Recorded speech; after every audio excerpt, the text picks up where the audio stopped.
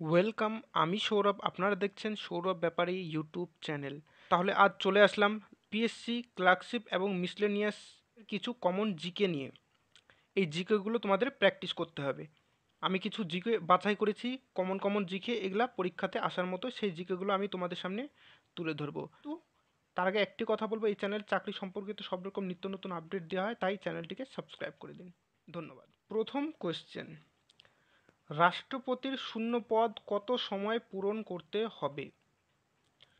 এ নম্বর 60 দিন, বি নম্বর 90 দিন, সি নম্বর 6 মাস, ডি নম্বর 9 মাস।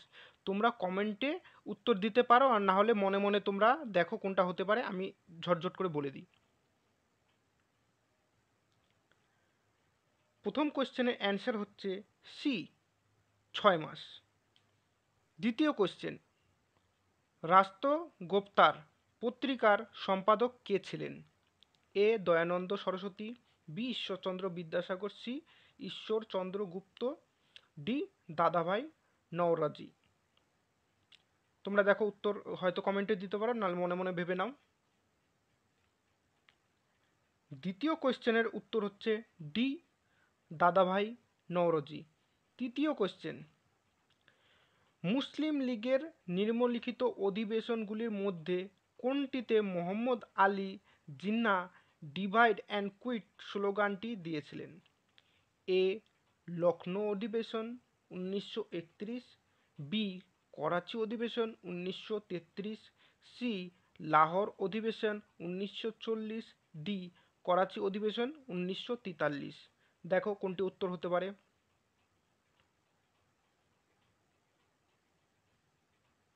3 নম্বর কোয়েশ্চেনটি উত্তর হচ্ছে বি করাচি অধিবেশন 1933। 4 নম্বর কোয়েশ্চেন, হাক্কি পিক্কি কোন রাজ্য বা ইউটিতে বসবাসকারী লোকদের একটি উপজাতি? A Kerala, B Karnataka, C Orissa, D Madhya Pradesh. কোনটি উত্তর জানাও। 4 নম্বর কোয়েশ্চেনের উত্তর হচ্ছে বি কর্ণাটক। এগুলা কিন্তু কমন কোয়েশ্চেন, এগুলা আসতে পারে, তোমরা কিন্তু ধ্যান দিয়ে দেখবে। 5 নম্বর কোয়েশ্চেন, নিচের কোনটি ক্লোরোফ্লুরো কার্বনের উৎস? এ সার, বি এয়ার কন্ডিশনার এবং রেফ্রিজারেটর, সি তাপবিদ্যুৎ, ডি অটোমোবাইল। দেখো তাড়াতাড়ি উত্তর দাও। 5 নম্বরের উত্তর হচ্ছে বি এয়ার কন্ডিশনার এবং রেফ্রিজারেটর। নাম্বার দিতে ভুলে গেছি, চলো ঠিক আছে। 6 নম্বর কোয়েশ্চেন, ভারতের নিচের কোন শৃঙ্গটিকে দ্য 5 ট্রেজার্স অফ স্নো বলা হয়?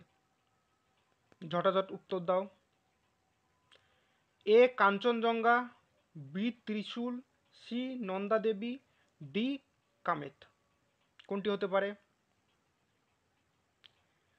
6 নম্বর কোয়েশ্চেনের answer A Kangchenjunga. 7 number question, Ranganathittu পাখি অভয়ারণ্য ভারতের নিচের কোন রাজ্যে অবস্থিত?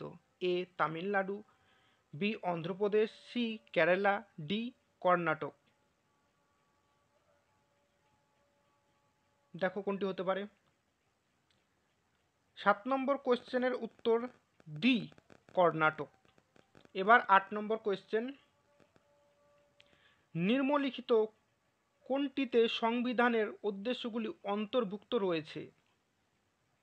এ প্রস্তাবনা, বি মৌলিক অধিকার, সি ডিপিএসপি, ডি মৌলিক কর্তব্য। 8 নম্বর কোয়েশ্চেনের উত্তরটা দাও। 8 নম্বর কোয়েশ্চেনের উত্তর হচ্ছে এ প্রস্তাবনা। 9 নম্বর কোয়েশ্চেন, সেচের উৎসগুলির মধ্যে কোনটি ভারতের সেচযোগ্য এলাকার অধিকাংশের দ্বারা ব্যবহৃত হয়? উত্তরগুলি দেখে নাও। এ খাল, বি পুকুর, সি নলকূপ, ডি কূপ। এটি খুব সোজা কোয়েশ্চেন। 9 নম্বর কোয়েশ্চেনের উত্তর হচ্ছে সি নলকূপ। 10 নম্বর কোয়েশ্চেন,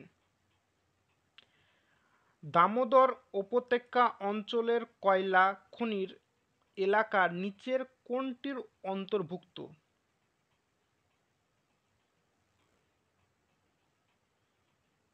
উত্তরগুলি হচ্ছে এ কোরবা, সোনাহাট এবং রায়গঞ্জ, বি সিঙ্গারেনি, তন্দুর এবং শাস্তি, সি রানীগঞ্জ, ঝরিয়া এবং গিরিদিহ, ডি তালোচ, ঘান্ডা এবং শাম্বলুর। উত্তর কোনটি হবে? 10 নম্বরের উত্তর হচ্ছে সি রানীগঞ্জ, ঝরিয়া এবং গিরিডিহ। 11 নম্বর কোয়েশ্চেন। 11 নম্বর কোয়েশ্চেন বলার আগে বলি, আমি প্রতিনিয়ত আপনাদের জন্যে ক্লার্কশিপ এবং মিসলেনিয়াসের জিকে ফ্রিতে এই চ্যানেল করাবো, কোনো পয়সা লাগবে না। তাই চ্যানেলটিকে সাবস্ক্রাইব করে পাশে থাকা বেল আইকনটি অন করে রাখো, যেন পরবর্তী ক্লাস মিস না হয়। 11 নম্বর কোয়েশ্চেন, নিম্নলিখিতগুলির মধ্যে কে পদাধিকার বলে Indian council of world affairs এর চেয়ারম্যান হন?